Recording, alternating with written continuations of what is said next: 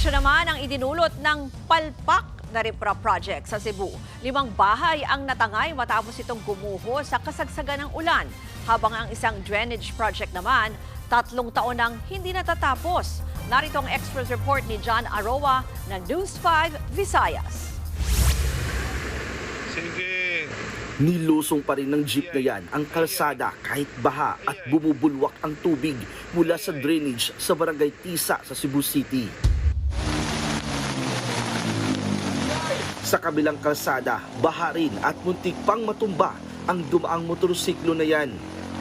Ganito ang sitwasyon sa barangay tuwing malakas ang ulan. May drainage project naman daw sa lugar. Pero nang puntahan namin ito ang aming nadatnan. Binungkal na daan, tambak ng bakal at may 3 trabahador lang. Hindi pa pala ito tapos. Ang mga residente, dismayado.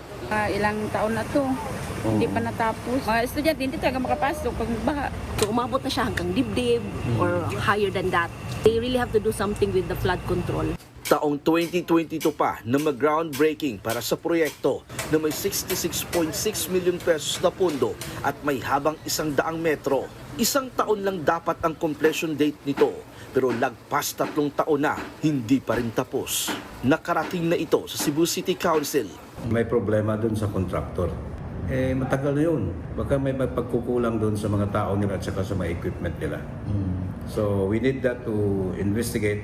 Sa Mandawi City naman, pinaiimbestigahan na rin 6th District Representative Emery Dizon sa DPWH ang RIPRA project sa Butuanon River.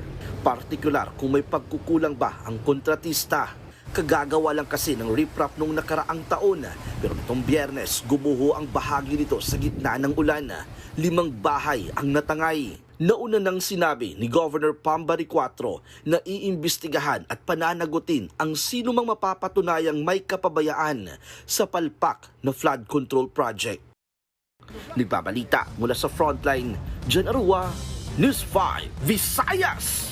Mga kapatid, Ruth Cabalco, para sa mabilis na pasada ng mga balitang dapat niyong malaman, mag-follow at mag-subscribe sa social media pages ng News 5.